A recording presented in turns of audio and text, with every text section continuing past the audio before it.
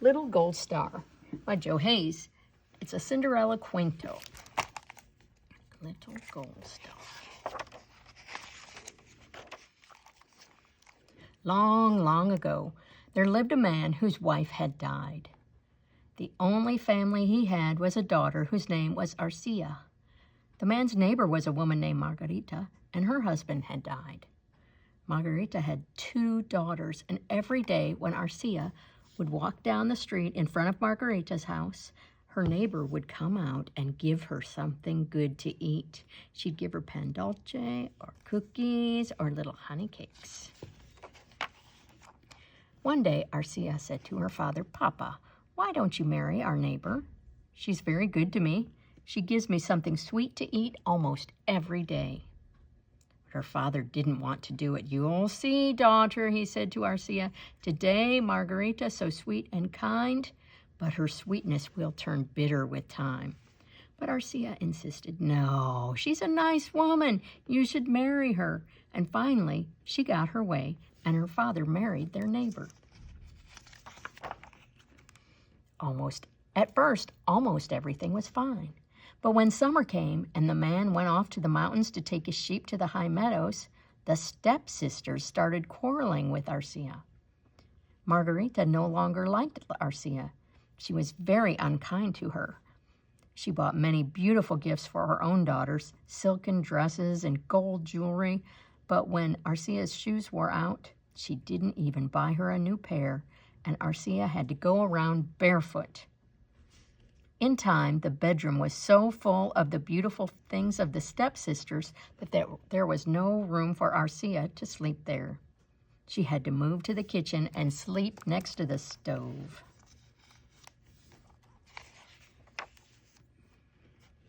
When Arcia's father returned from the mountains, he chose 3 young sheep from the flock, and he gave 1 sheep to each girl.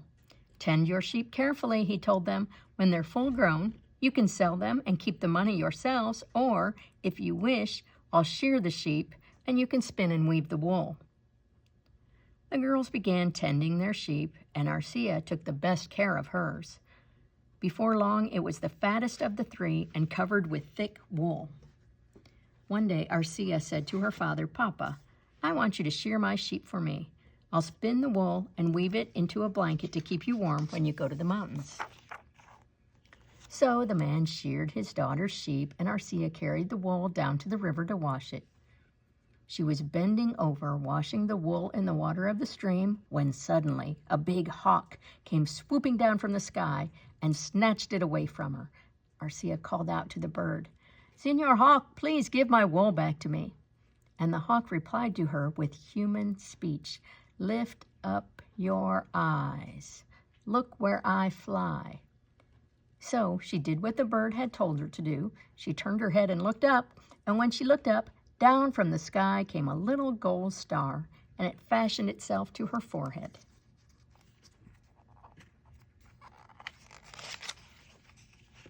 She went running home, and as she ran along, the wool fell into her arms, already washed and spun and woven into fine cloth. When she got home, Margarita said, "Take that piece of tin off your forehead." And she grabbed her and tried to scrape the star off.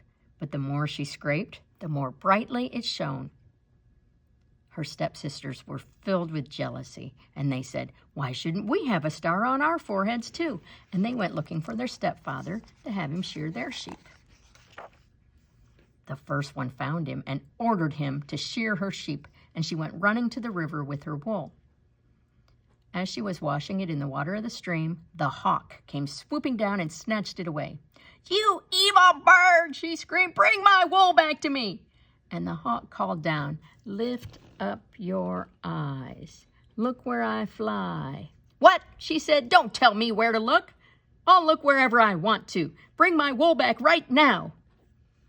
But finally, she had to look up to see where the hawk had gone, and when she did look up, down from the sky came a long, floppy donkey ear and fastened itself to her forehead. The girl ran home crying, and when her mother saw her, she gasped, "Bring me my scissors!" And she took her scissors and snipped off the donkey ear. But a longer and floppier one grew in its place, and from that day on, everyone in the village called the girl Donkey Ear. But the other sister didn't know what had happened, and she went to the river with the wool from her sheep.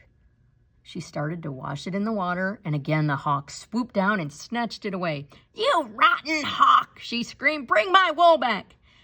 "Lift up your eyes. Look where I fly. I don't have to obey you. Bring my wool back this instant." But she too had to look up to find out where the hawk had gone, and when she looked up, down from the sky came a long green cow horn, and it stuck to her forehead. She ran home, and when her mother saw her, she said, "Bring me a saw." With the saw, she tried to cut the cow horn off, but the more she cut, the longer and greener it grew. From that day on, everyone in the village called her Greenhorn. But all of the villagers called Arcia Little Gold Star, and so Margarita wouldn't let Arcia go to town anymore. She made her stay home and do all the work. She had to cook supper and clean the house and wash the clothes. She had to chop firewood and carry water from the well.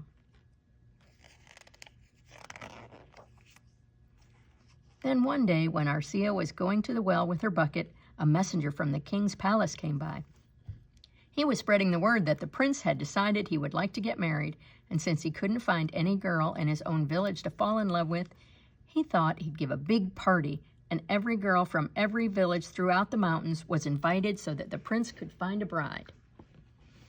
Arcia told her stepsisters what she had heard, and when the day of the party arrived, she helped them get dressed in their silken gowns, and she fixed their hair for them so that it would hide the horrible things on their foreheads.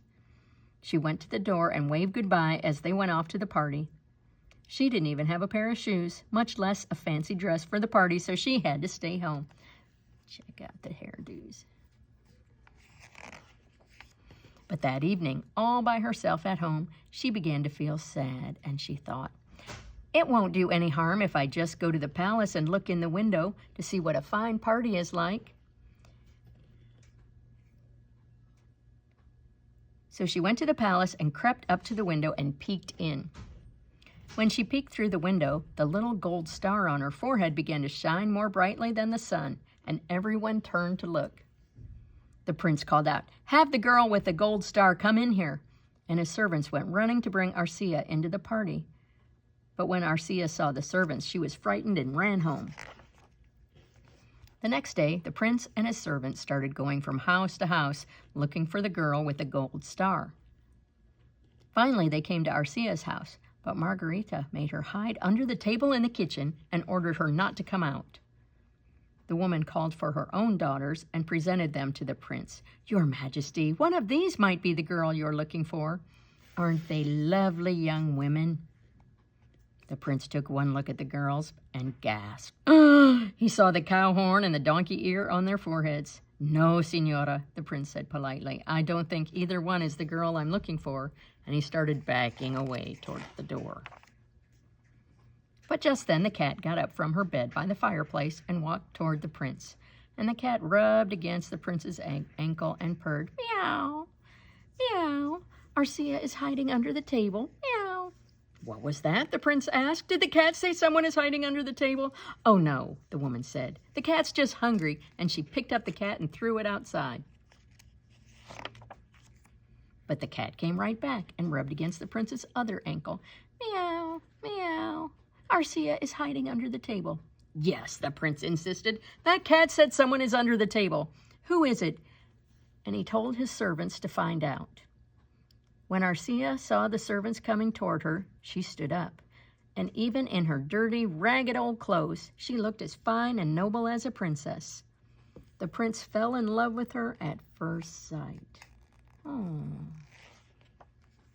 The prince asked Arcia to marry him, and she said she would, and a few days later the wedding celebration began. It lasted for 9 days and 9 nights, and the last day was better than the first. And everyone was invited, even the mean Margarita and her 2 daughters, Greenhorn and Donkey Ear. I came on a colt, and I'll leave on its mother. If you like this story, then tell me another.